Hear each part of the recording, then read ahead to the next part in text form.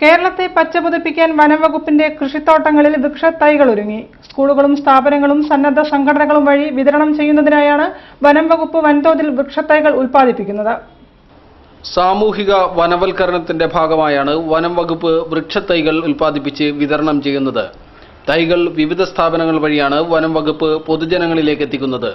സ്കൂളുകളിലെ എന്റെ മരം പദ്ധതിയിലൂടെ ഓരോ കുട്ടിക്കും ഓരോ മരം വീതം പൂർണ്ണമായും സൗജന്യമായി നൽകി വരുന്നു.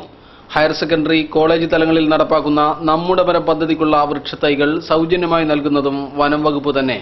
ഇതുകൂടാതെ വഴിയോരങ്ങളിൽ മരം വച്ചു പിടിപ്പിക്കുന്ന വഴിയോര തണൽ പദ്ധതി വനംവകുപ്പ് സ്വന്തം നിലയിൽ ചെയ്തു വരുന്നു. വ്യക്തികളും സംഘടനകളും മരങ്ങൾക്കായി വനംവകുപ്പിനെ സമീപിക്കുന്നുണ്ട്. ഈ ആവശ്യങ്ങൾ മുന്നിൽ കണ്ട് കോഴിക്കോട് ജില്ലയിൽ ഇത്തവണ 5 ലക്ഷത്തോളം വൃക്ഷത്തൈകളാണ് വനംവകുപ്പിന്റെ സോഷ്യൽ ഫോറസ്ട്രി നഴ്സറികളിൽ മുളപ്പിച്ചിരിക്കുന്നത്. മുൻകാലങ്ങളെ അപേക്ഷിച്ച് വൃക്ഷത്തൈകൾക്കായി നാട്ടുകാർ ആവേശപൂർവ്വം വനംവകുപ്പിനെ സമീപിക്കുന്ന കാഴ്ചയാണ് ഇപ്പോഴുള്ളതെന്ന് Kozhikode social forestry officer N Gopalan പറഞ്ഞു. വിതരണം ചെയ്യുന്ന തീയതി എന്ന് പറഞ്ഞാൽ 26 മുതൽ 31 വരെ വിതരണം ചെയ്യും. കുട്ടികൾക്ക് 28 മുതൽ, സ്കൂൾ കുട്ടികൾക്ക് 28 മുതലാണ് വിതരണം തുടങ്ങുക. ആവശ്യക്കാർ അത് social forestry division Kozhikode Vanasree എന്ന ഫോൺ നമ്പർ കൊടുത്തിട്ടുണ്ട്, പത്രത്തിൽ കൊടുത്തിട്ടുണ്ട്, TV മാധ്യമങ്ങൾ കൊടുത്തിട്ടുണ്ട്. അതായിട്ട് ബന്ധപ്പെട്ട് കഴിഞ്ഞിട്ട് തൈകൾ സ്വീകരിക്കാവുന്നതാണ്.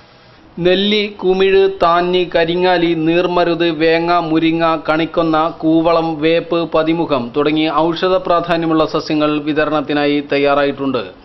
വെന്തേക്ക്, ഉങ്ങ്, പൊൻചെമ്പകം, നീർമാതളം, നരിവേങ്ങ, മണിമരുത്, ചന്ദനം, അശോകം, പൂവരശ്, കറിവേപ്പ് തുടങ്ങി ധാരാളം ഇനങ്ങൾ വേറെയും ആവശ്യക്കാർക്കായി ഒരുങ്ങിക്കഴിഞ്ഞു.